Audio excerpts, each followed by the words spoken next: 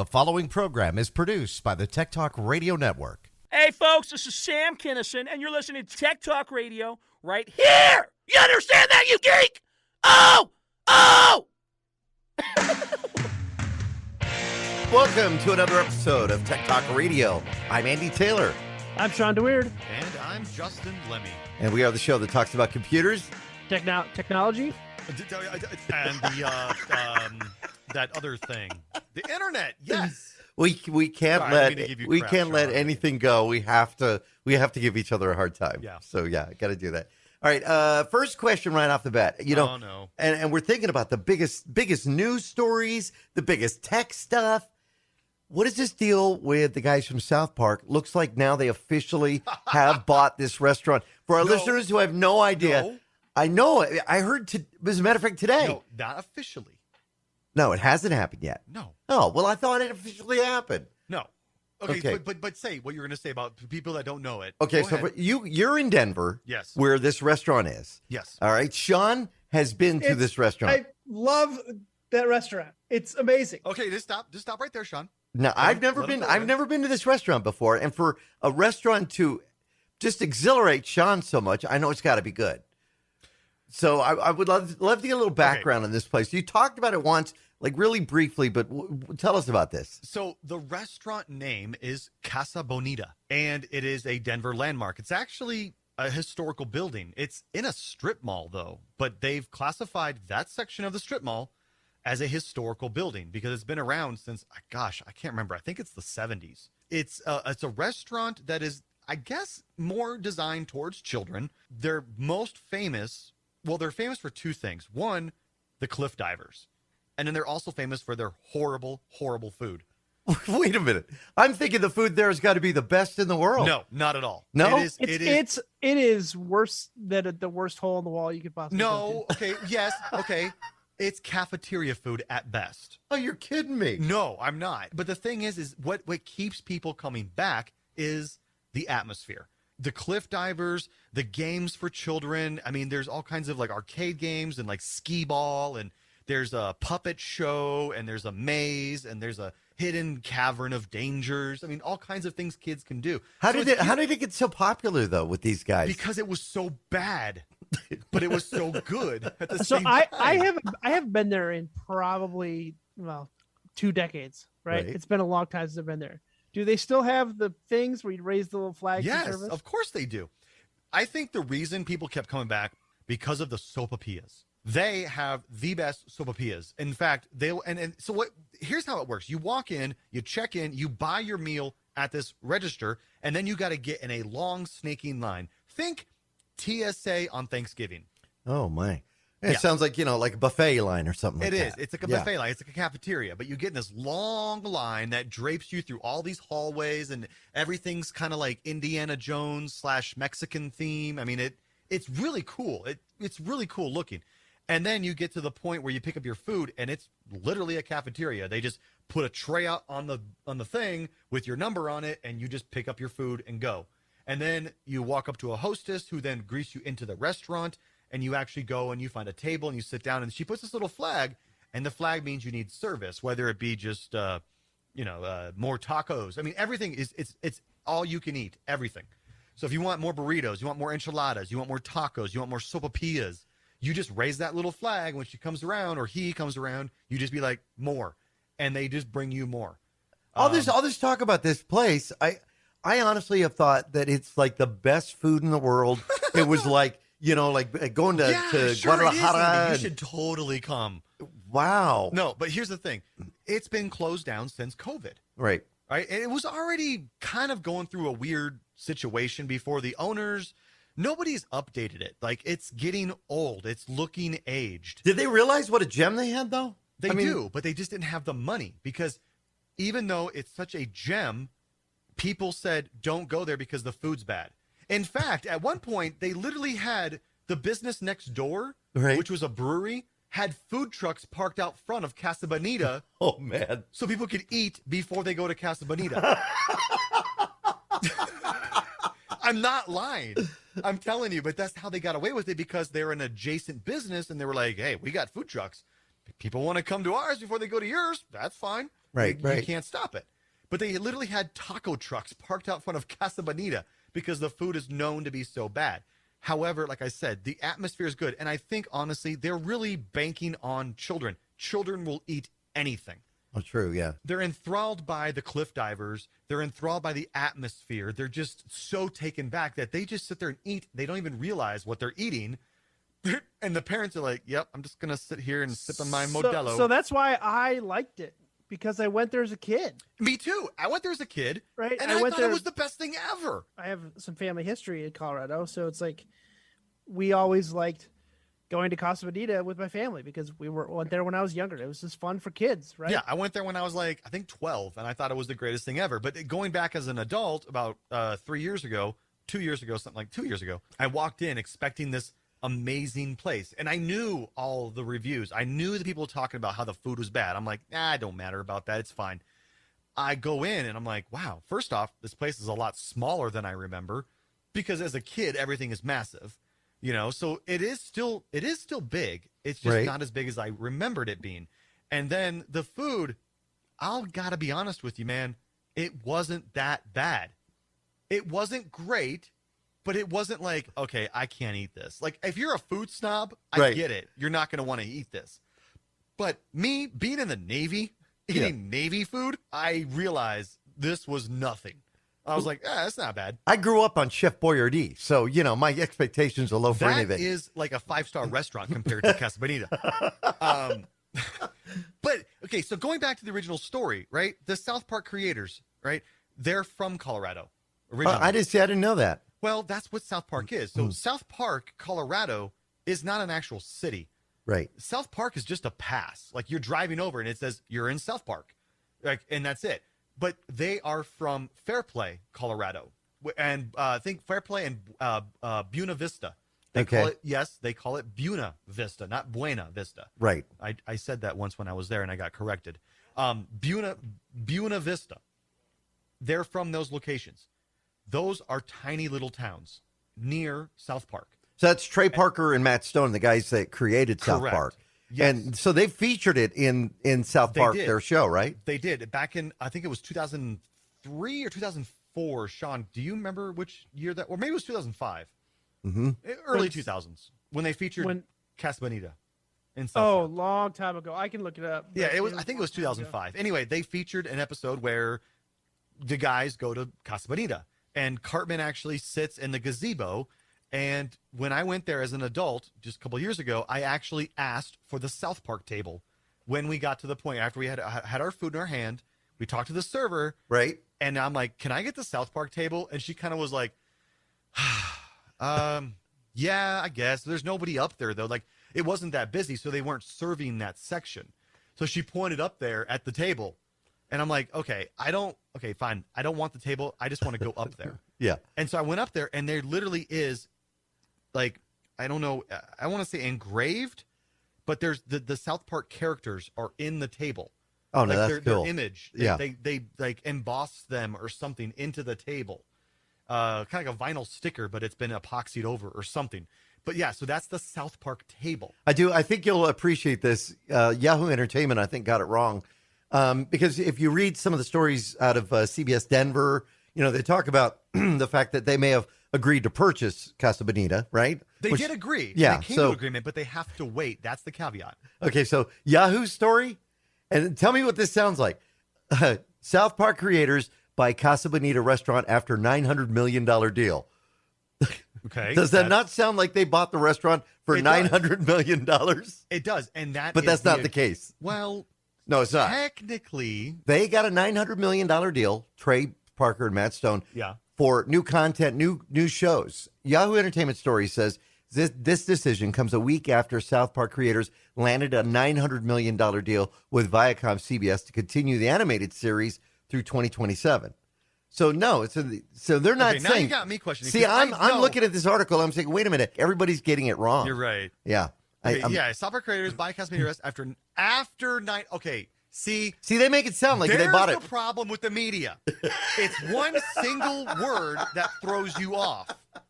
So they did not buy it for $900 million, but the way Yahoo does their headline, it sounds like they paid $900 million for it. exactly. I get it now. Okay. All No, right. they did not buy for $900 million. So that episode aired in 2003, All right.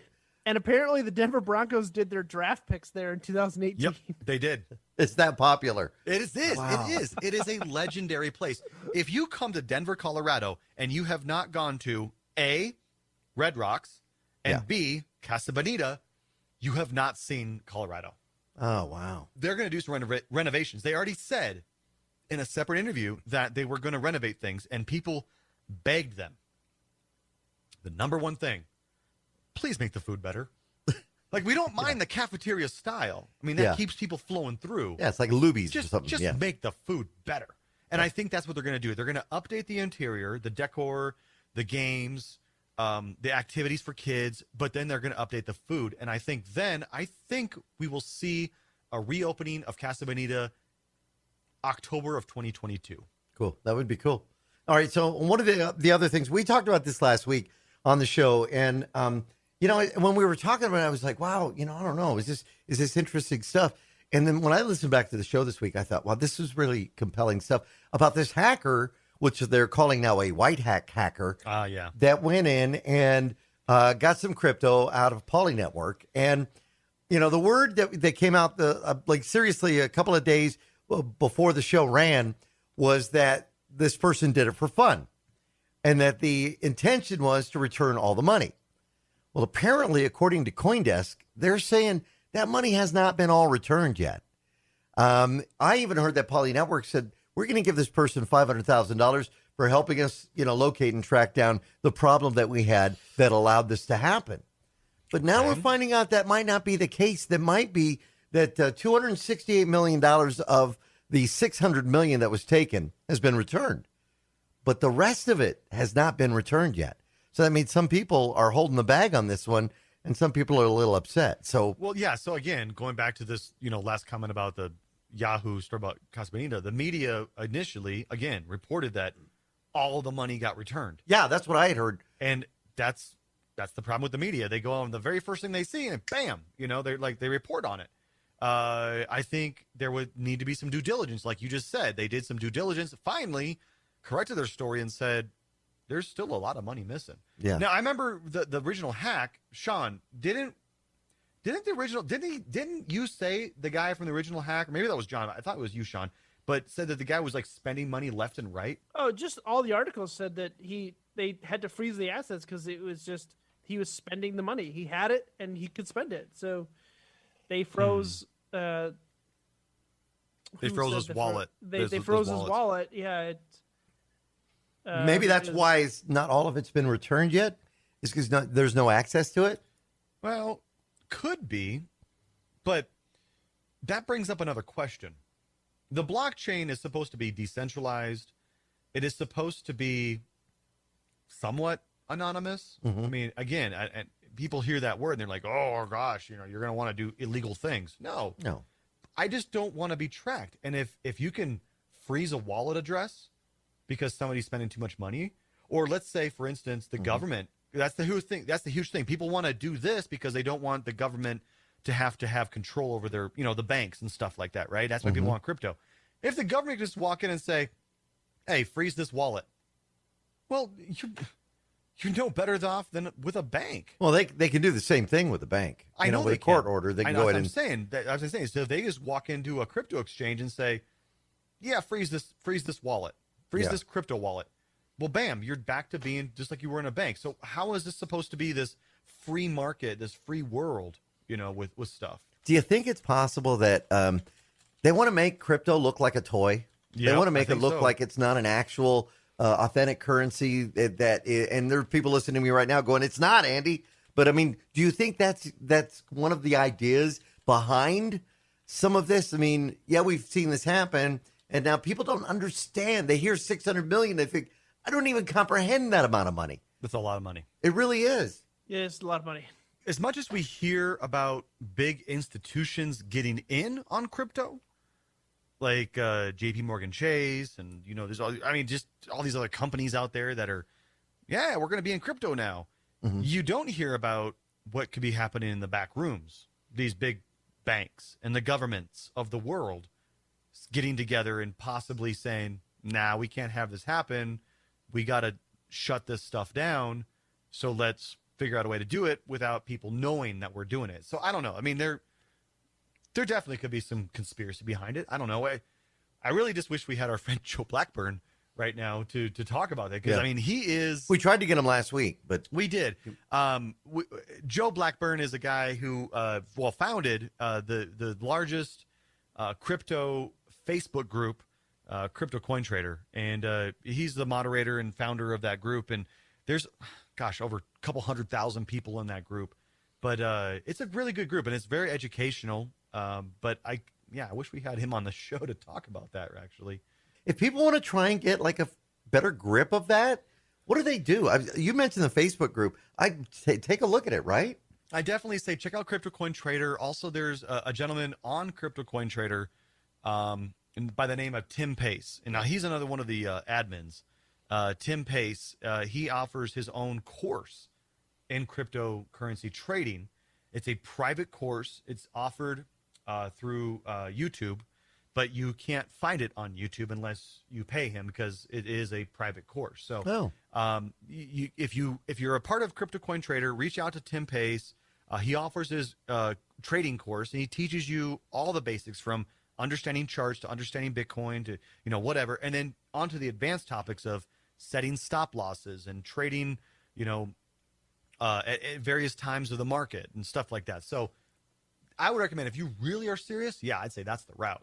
Have you ever done like a course online where you sit down and you've got a lesson plan and you've got to go through that? For a lot of us, our kids and our grandkids, nieces and nephews are doing that now with homeschooling. Some have not gone all the way back to school. Some have come back to home for homeschooling. Have you ever actually done this so people can understand the experience of what it's like to take a course online? Yeah, for me, it sucks. I hated it. So right after the pandemic, right before the pandemic started, I was supposed to go to Canada for video switcher training with a company called Ross. They make a lot of video switching devices and other video.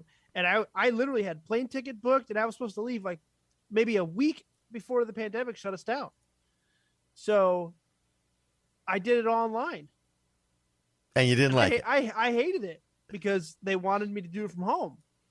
Right. So here I am sitting on my couch with a laptop in my lap, trying to take notes, getting distracted by every little thing, getting up to get something to eat, getting something to drink, trying to come back, sit on my couch, get uncomfortable, get up, go downstairs, sit on my computer downstairs, get distracted by a video game, get up. It's just, I am not a good at-home learner. Yeah. And neither am I. I agree. 100%. You need to sit me down in front of the keyboard so I can push the buttons to see how it works. And I don't know, just virtual learning doesn't work for me. Just doesn't work for my brain. What about you guys? Well, same thing. I don't, it's the same thing. I get distracted, The only time I've ever had to do is when work has had me do one of those, the security little quizzes about fishing, you guys probably had to take those too. Yeah. And they're not bad. They're like 30 minutes. I can't imagine sitting for like 2-3 hours. And I know a lot of the students that go to some of those universities that are all online, that's what they do. They sit for 2, 3, 4 hours a day, do their schoolwork, and then they go off about their life. But they're sitting in front of a computer to make that happen. And I kind of wonder if that's got to be really rough. Yeah, a long time, and especially, so I've got a friend who has 3 kids that are all in grade school. So you have 3. They ran into this issue. His wife works from home. He's gone, and they have 3 kids. They struggled with their Wi-Fi bandwidth. Oh yeah. You had 3 kids streaming or doing Zoom calls, and then the mom had to work from home, so she's in Zoom meetings or other meetings, and then it's just a small home network isn't designed for that much content. What kind of upgrades can somebody do in that case? I mean, is it a matter of contacting your cable company, whoever provides your internet, or it can be. A lot of places provide more speeds for more money, but at what point do you get your work involved and say, "Hey, I'm working from home, pay me more money"? And most people are saying, "Wait a minute, since you're working from home, you got to get a pay cut." Yeah, that's the thing. That's been going around too. They're talking about that. I can't remember which major company said that, but they were doing an audit. And if you're working from home, you're going to take a pay cut. But now here's the thing. Some people don't understand is if you're working from home, you can write off a lot on your taxes. People think, oh yeah, I know I can write off my internet. Okay, yeah, you can write off your internet. But did you realize that you can write off the depreciation value on your computer, especially if it's your own computer? Really? Or did you know that you can write off your entire office space of your home square footage as an office? Especially me, I work in the basement. My tax guy was like, "Hey, what's your square footage of your office?" I said, "Well, it's the basement." And he's like, "Do you just sit at your desk or do you walk around?" I'm like, "Of course I'm walking around. I need to get off my desk for a while. I'm on a phone call. I'll just pace around in circles." right? Yeah. But he's like, "Okay, well, then that's your office." And he's like, "Do you have a bathroom?" I'm like, "Yeah, well, let's add that to the square footage then too." Whoa. So like you can add all this stuff and you can write all this off on your taxes. Well, you got to talk to your tax person, sure. Of course. And every state's probably going to be a little different, but still, Yeah, of course. That's pretty. I've never even thought about it that way. I can write off my electricity. I can write off my water bill. I mean, Right. Well, portions of it. Portions of it. Yeah. But, like you kind of have to estimate, like how, that's why he was asking, like, do you have a toilet? Like, okay, well, how many So times? you don't necessarily have to be an LLC or anything like that. No. No, not at all. No. So is that why businesses maybe are going to be saying, yeah, we can pay you less now because you're Maybe. working at home? Yeah, I think so. I personally think so. I don't know. Yeah, but you got a lot of people that are also leaving higher. Like if you say you worked in Manhattan, right, but you lived in New Jersey, so now you no longer have to commute and pay the fares or take the train or take a cab, right? So you don't need all that extra money. You can move to an outlying city of New York or anywhere and work remotely. Yep. Yeah, and then you're going to pay less on your whatever your house payment is, your rent, whatever you're doing there. Yeah, I think a lot of people were doing that actually in Phoenix. They were actually living outside of Phoenix in Casa Grande and some of those areas, paying less, and now it's been even better for them because they don't have to commute into Phoenix anymore. Well, going upon that the topic of working from home or just moving to outlying places. I was watching an interesting video last night on YouTube, and it was talking about South Dakota. Now, that's what caught my attention because that's my home state. Yeah. So talking about South Dakota right now is ranked 4th in the country for best places to live because of there's multitude of factors. One, taxes. They don't do state income tax. They don't. The cost of living, first off, is drastically lower. Right. When you buy property in South Dakota, you actually get land. You don't just get a plot on a busy neighborhood thing where there's no yard or you're right next door to your neighbors where you can reach out and touch them. No, you get land. And then also it's very tax friendly to small businesses. It was rated 2nd in the country. I think it was second in the country for the best places to start a business. For South Dakota. Wow. South Dakota. And so cities like Sioux Falls, South Dakota is the big, I don't know if you guys know this too, but by the way, all your banks, if you ever look closely at your bank's like corporate mailing address, it is most likely in Sioux Falls, South Dakota. Well, why is that? Because it is super tax friendly and these big businesses move out there. Sioux Falls is considered to be the financial capital of the United States besides Wall Street, but Sioux Falls is where all the banks are. Wow. And so if you go to Sioux Falls, chances are, 1 out of 3 people are going to be working in the financial industry. But anyway, going back to my point was you get property, you get land, you don't get taxed as much. The stress ratio is ranked, your overall stress is ranked 48th out of 50, which is better. So like they're, almost the least stressed state. Work-life balance was ranked 3rd out of all the states. Like, so, the companies don't require you to sit there and work, all these long hours and these weekends. They understand you've got a family, you've got a life, you leave the job and you go home. I'm really hoping to show that video to Misa because I know she doesn't want to live there because her big thing is it's too far from Japan. And I get it. We have to take a flight to Denver and then to Japan. Right. But honestly, It's a great place to live. Would you ever think about moving to San Francisco? Because I know that's yeah, right. Very expensive. And that's why a lot of the people that lived in the Silicon Valley, they ended up moving there and they liked it. It was tech central. I mean, that would be great for you with your expertise. Yeah, but right. living there, forget it. Nope, not Get it. ever. Super expensive. Not All right, ever. We're going to take a break. We come back. I actually got a tech product for the people who are working at home that actually is really good, and I think could help a lot of people. I showed it on KMSB Fox 11 this week, so I want to talk about it. We'll do that when we come back. I'm Andy Taylor. I'm Shawn and Andy. And I'm Justin Lemmy. Find us on the web at techtalkradio.com. We'll be right back. And now, back to Tech Talk Radio. Welcome back to Tech Talk Radio. I'm Justin Lemmy. I'm Shawn and Andy. And I'm Andy Taylor. All right, so, we've been talking about working from home, and, some people have, gone back to the office, and now they're back at home. And due to the Delta variant, some are working hybrid models, which basically means you might work a couple of days in the office and then a couple of days at home. It's been a real challenge for those in the tech world. Number one, finding ways to safely integrate your workflow, whether it be in the office or at home, so you're able to get your work done, make it easier for you.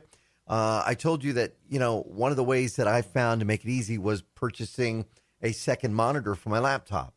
And last year I bought it, I think I paid $179 for it. They're going for about $260 now, and they've actually gone up in price. And I don't know why, if it's got anything to do with what we've been seeing in the tech industry, but it's one of those products that I just love. Every day I use it. It's a LaPow 15.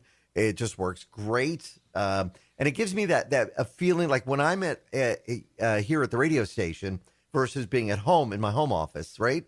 I've got two monitors set up there, and I can easily drag and drop files left and right. I've got more screen to work with. I can look at the right side, and then if I want to work on something on the left side, I can do that. So it's like having two monitors, and it works great.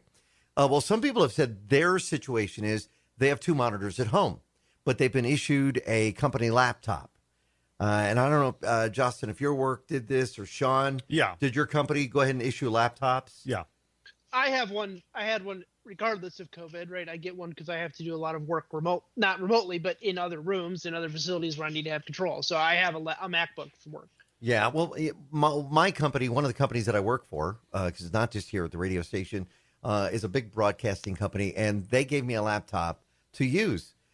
But I'm so used to using big screens, I hate it because I'm doing everything on this little 15-inch laptop, and the HDMI port was disabled, so I couldn't really hook up an HDMI monitor to it, and so they had a lot of security and precautions on it.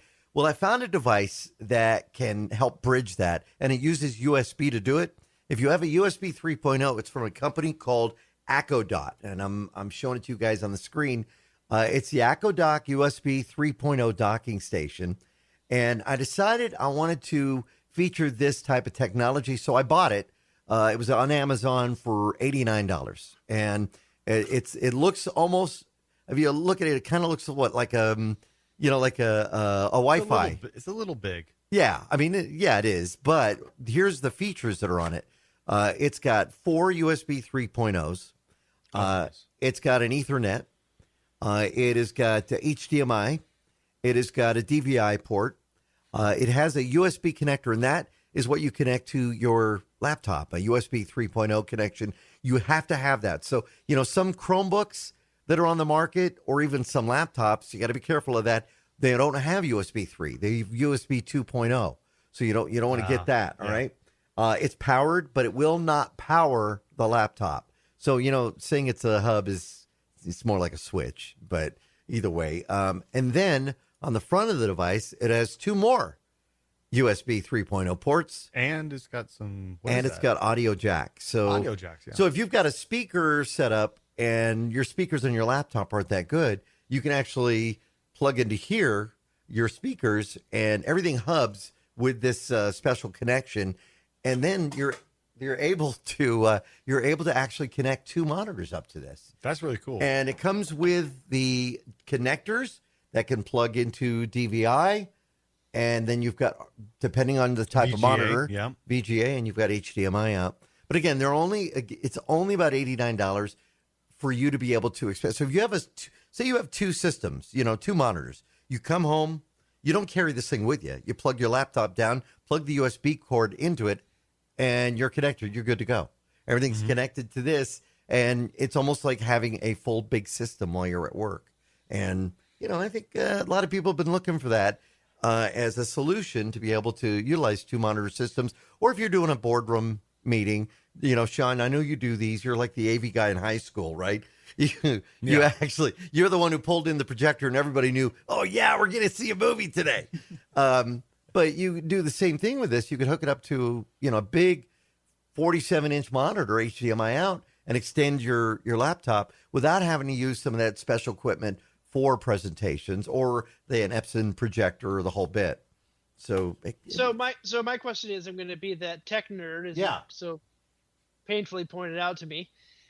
Does it do HDCP? Because that's a big question for me. So say I have that, I take it to work with me, I plug it in, but I want to take my laptop and get it into some of my broadcast equipment. Does it do HDCP? You know what? That I don't know, because it's USB 3.0, and the HDMI is, I believe.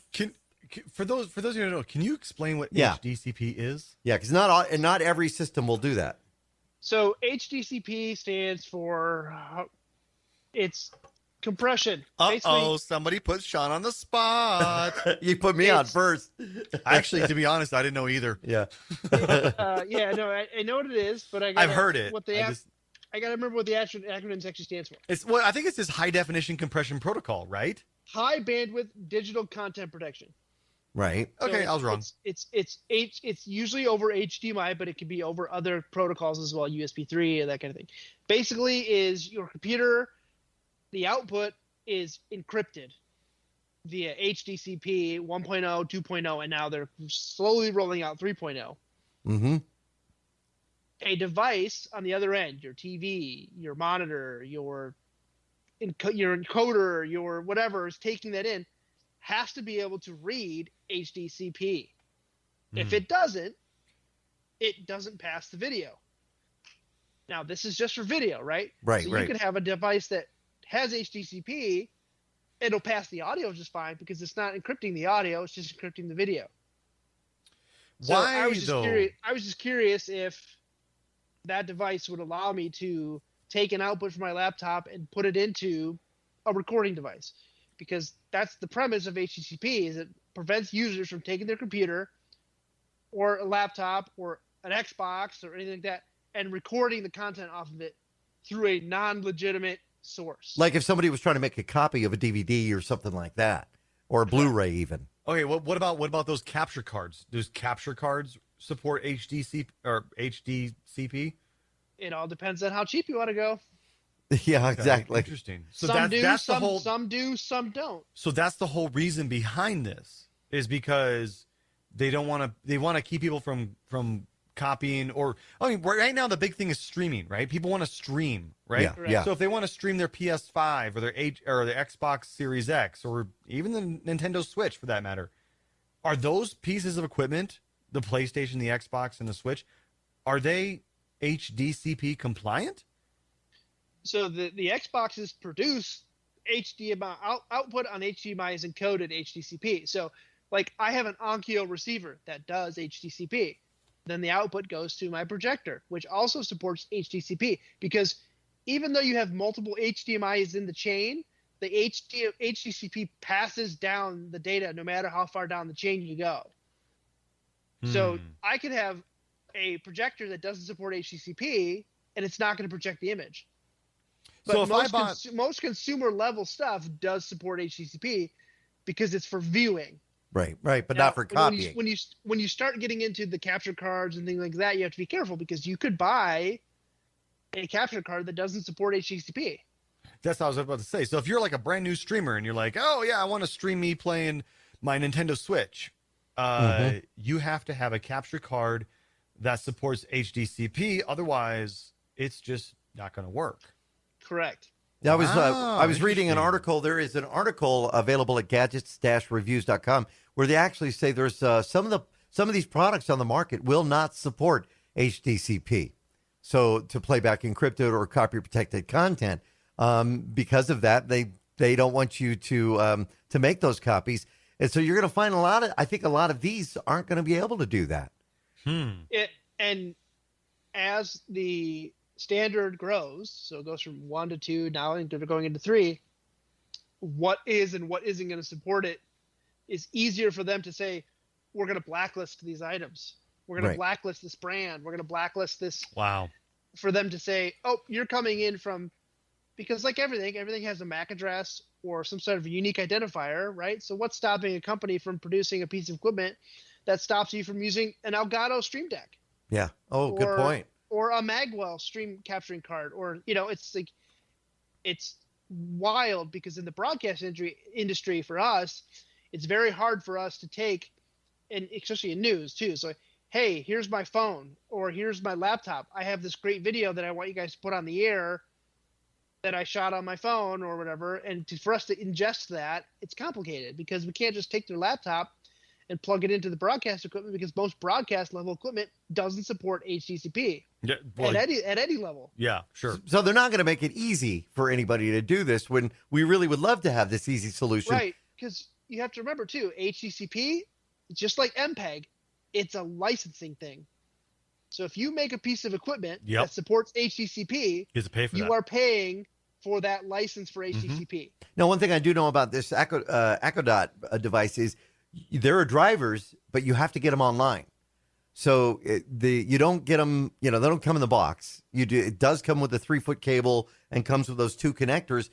But to get the drivers, you actually have to get them online. So you go to their website and you have to do that before you do anything else on that. This particular one looks like it does not support the HDCP. So that's important. Most consumer level stuff is going to support it. You were just saying that this, like a computer plugged into a docking station, shouldn't require HDCP, right? Right. Yeah. But that output, the HDMI output from the dock, may be encoded HDCP. Oh, the HDMI output. Okay, yeah. So like if you did DVI or VGA, then you'd be fine. But okay. Yeah, because those are analog. Sure, I guess. Yeah, you're right.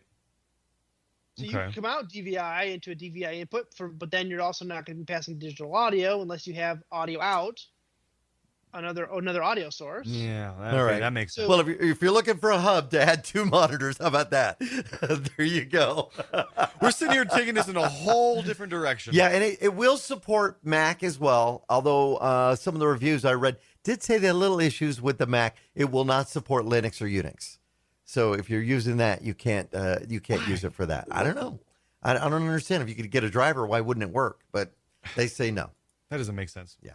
All right. We're going to take another quick break. We come back with more of Tech Talk Radio. I'm Andy Taylor. I'm Shawn DeWeird. And I'm Justin Lemmy. Find us on Facebook at facebook.com/Tech Talkers. We'll be right back. Hey, this is Larry the Cable Guy, and you're listening to Tech Talk Radio. Welcome back to Tech Talk Radio. I'm Shawn DeWeird. I'm Justin Lemmy. And I'm Andy Taylor. I couldn't believe this. The other day, I had not been on my Microsoft account for a while. And I logged on, and it said that they had a problem processing my credit card transaction for the Game Pass, the PC Game Pass that I have. Dudes, I haven't even fired that up in like 2 months that I didn't even notice. The Game Pass, Microsoft Game Pass? Yeah. Yeah, I just canceled mine today. Did you really? What, Yep. Now, why did you cancel yours? Because I'm not using my Xbox right now. Yeah. I'm not. And there's no reason for me to be paying $15 a month for stuff that I'm not using. Now, I get it. I guarantee there's going to be somebody listening out there who's going to say, wait, hold up. You got an Xbox Series X and you're not using it. Like, people are like really trying very hard to get themselves an Xbox Series X. They can't get it. Yeah. I've got one. It just sits here. I feel bad about it. Like, why did I get this? I'm not even using it. I know I'm going to use it in the future when there's more exclusive Xbox Series X titles, but right now I'm not. Like the new Halo or something. Yeah, I'll probably play that. But yeah, for right now, I'm just not using it. I was kind of the same boat. Every time I want to use it, something comes up and I got to finish it or I got to work on this, some web thing. And then, And it's like I keep saying I want to play. I've got the joystick. I've got the throttle. I want to play, Microsoft Flight Simulator with the Microsoft Game Pass, and I just haven't. And then I didn't even notice it. It's been like 2 months now. So I'm like, I recently have been playing Flight Sim again with my brother and one of my coworkers because they got it for the Xbox and it's on Game Pass. mm-hmm. So the crossplay has been great with them. So it's another reason why I kept Game Pass. But then I bought Flight Simulator, so I didn't technically need Game Pass anymore. But there are other games that I've played with my brother that require Game Pass that I like, and I don't want to lose those in case I want to go back and play them. But at any point in time, they could pull those games from Game Pass, and I wouldn't have them anyways. Exactly. Yeah. And now I'm kind of circling back to my mentality on digital content is if I pay for it, I want to own it. So the subscription model doesn't work for me for that. So it's like it's frustrating that I'm paying $15 a month for games I don't own. I like them, but then Microsoft can just yank them out from underneath me at any time. This whole Game Pass thing with the Microsoft thing reminds me very much, and I don't know if either of you guys remember this, but the Sega cable channel. Remember the Sega Genesis had this add-on you could buy, and you could subscribe through your cable provider, and it would be a cable TV input into your Sega with this adapter, like a cartridge, like a regular game. I can't remember what it was called. Sega Channel. Right. And you would be able to just play a monthly subscription of games. But each month, those games would disappear. Now, granted, those are games that you could probably beat in a day or two. I mean, because back then, games were not that massive. Yeah. But now, with this Microsoft subscription service, it reminds me very much of that, where you're getting these games every month, but at like Shawn said, at any point, Microsoft can just say, nope, no more. Now, granted, they do tell you, hey, this game's going away this month or whatever. So here's your opportunity to purchase it at a discounted rate because you've already played it and you have your save game. So you can purchase a normally, I don't know, let's say a $40 game for $20, and we'll let you keep your save data because you've already got your save data on your Xbox. Does it kind of remind you a little of the way Disney used to do their movies, where, you'd have a movie out and it'd be popular, and then suddenly they'd say, hey, this is the last month to get this. It's going away for good. It's going in the vault. Yeah. Yep. And then if you wanted to get it, you had to buy it right there and then. Yeah. I kind of wonder, if it's that same kind of thinking when it comes to that. And then you have to think, okay, when Steam comes up with its Steam Deck, which is going to be a handheld controller that'll be out in December, that you'll play the games that you have on Steam. Are they going to do the same thing, or are the games that are on your Steam account will be the games you're going to be able to play on your Steam Deck? Steam is different. You only get to play the games you have in your library. Right. At least now. I mean, yeah, I don't know.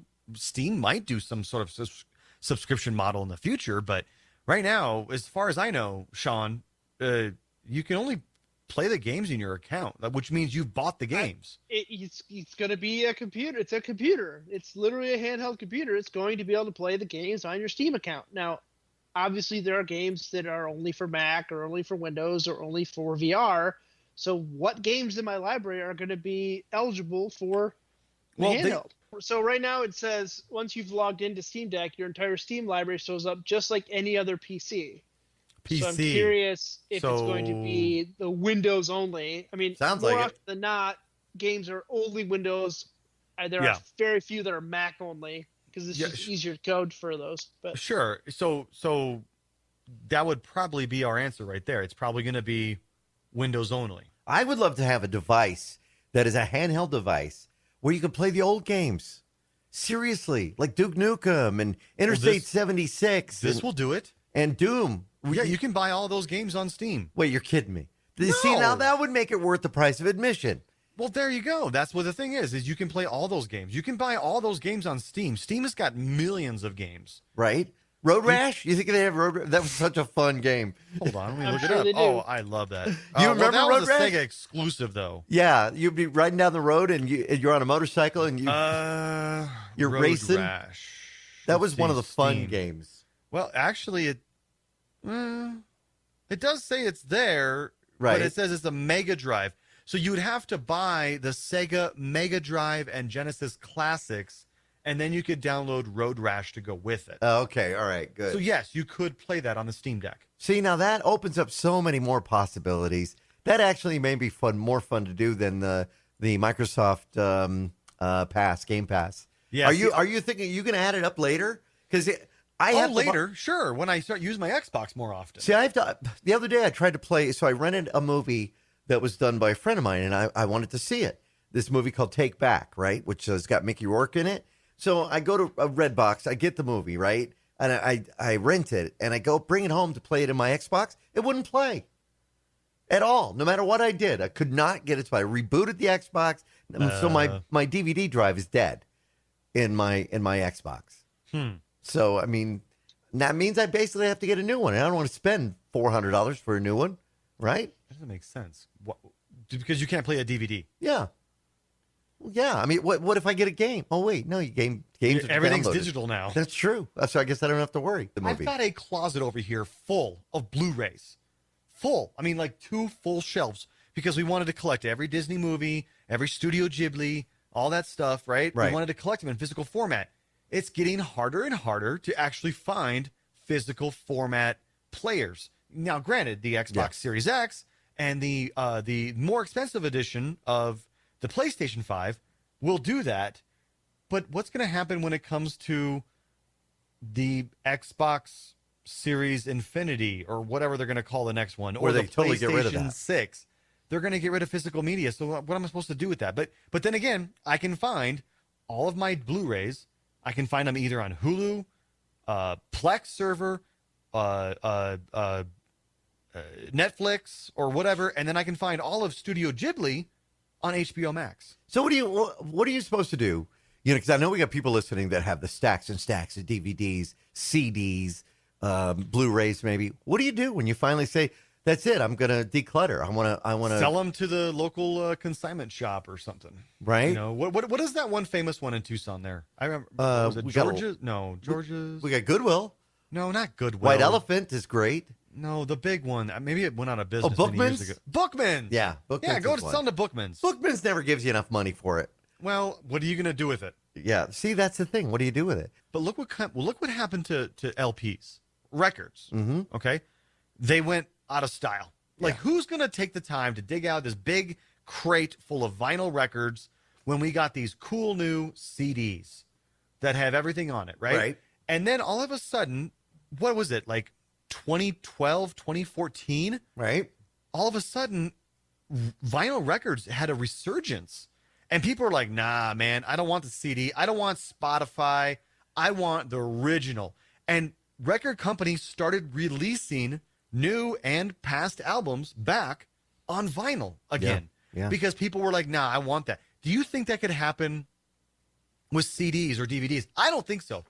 Because CDs, they're compressed, right? You don't get the great quality with it as you do with the vinyl. Well, now they're putting out the 180 gram vinyl, which has even got better sound to it. Sure, yeah, and that's the thing. If you're a true, audiophile, you're going to want that pure sound. So you're going to want an analog recording of it, and that's where the 180 gram vinyl comes into play. But going forward, 20, 40 years from now, right? Do you think people are going to get nostalgic for Blu-rays? No.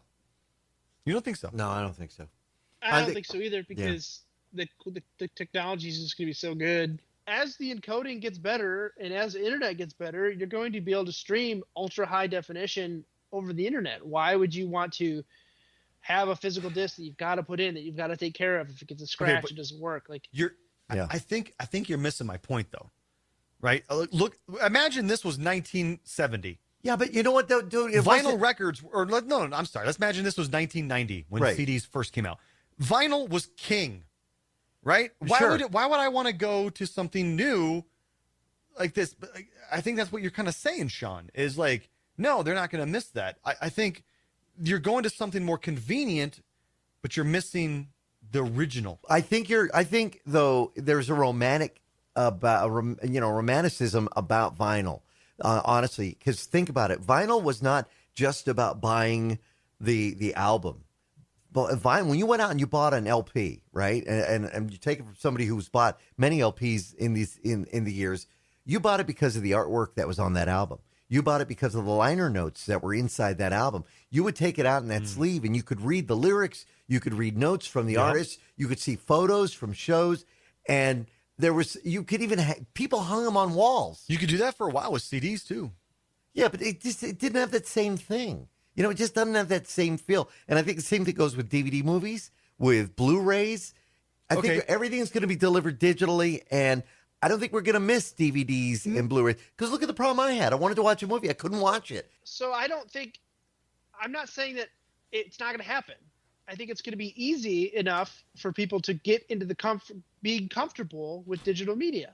Now, I like physical media. Just like Justin said, I've collected almost every Disney movie on Blu-ray and DVD. I've collected a lot of my favorite movies on Blu-ray and DVD.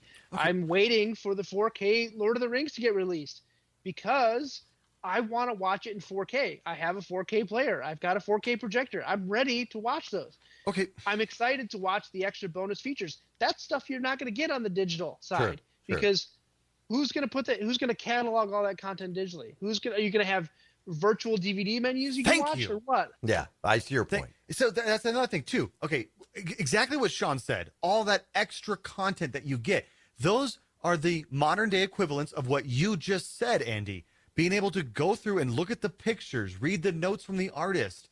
These are the modern day equivalents of what you're going to get. When you go and stream Kiki's Delivery Service, which is what I have in my hand right now on Blu-ray, you're not going to get all of the extra features, all the bonus features, including introduction by John Lasseter, Ursula's painting, original Japanese storyboards, original Japanese trailers, creating Kiki's Delivery Service documentary, producer's perspective, scoring Miyazaki, behind the microphone, Kiji and Gigi, flying with Gigi and beyond. And not only that, you get to look at the back of the thing and read about the movie.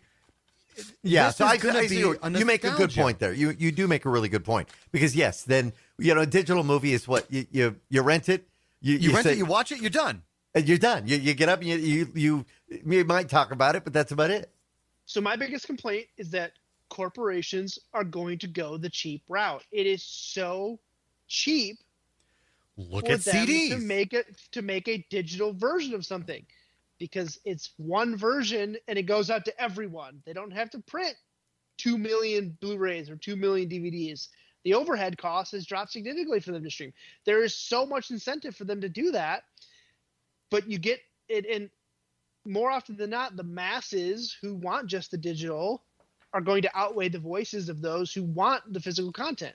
And that sucks because I like the physical content. The true fans are always going to want the physical content. Yeah, good point. I like the physical content. If I can, I'll buy the physical copy of my games because I like the physical copy. I like the book. I like having the cartridge. I like the. That's why they come up with those like Hero Edition and Legendary Edition where you get all that extra stuff. Yeah. You guys want to buy some VHS tapes? I've got some. What's VHS? Now VHS does not have to come back. No, please no. No. Be kind, rewind. No, thank you very much. I'll just pop out the DVD. All right, we're going to take a quick break. We'll come back. We'll be back with more of Tech Talk Radio. I'm Andy Taylor. I'm Shawn DeWeird. And I'm Justin Lemmy. Send us a tweet. What are your thoughts about Blu-rays and versus digital content? Yeah, what do you prefer? At Tech Talk Radio. We'll be right back. Hi, this is Bill Gates, and I listen to Tech Talk Radio. And welcome back to Tech Talk Radio. I'm Andy Taylor. I'm Shawn DeWeird. And I'm Justin Lemmy. So the website of the week. Now, we haven't done this for quite a while, but this is a new one. I stumbled across this website, not using Stumbled Upon, but I stumbled across it. It's a great website. It's called Photo Forensics. Now, it's not spelled photo as in the traditional PH. It's actually spelled with an F. So FOTO forensics.com. If you ever wondered if you got a photo that's been doctored, right? Photoshopped, if you will. This site is supposedly supposed to be able to tell you if it's been doctored. It does a bunch of like different analysis on the photo, and it can tell you. Now, I tried it with one particular photo that I know for a fact was doctored. It was a very cheap Photoshop job done on it, and it didn't really tell me definitively if it was photoshopped. Now, I maybe not. There's a lot of tutorials I didn't get a chance to go through. So maybe I'm using the website wrong, but I would think that just by going there, you go there, you either paste in a URL of an image or you upload a file from your computer, and it should be able to tell you whether or not it's been doctored or not. So, You ever do that? You look at a picture, you go, "Come on, that can't be real."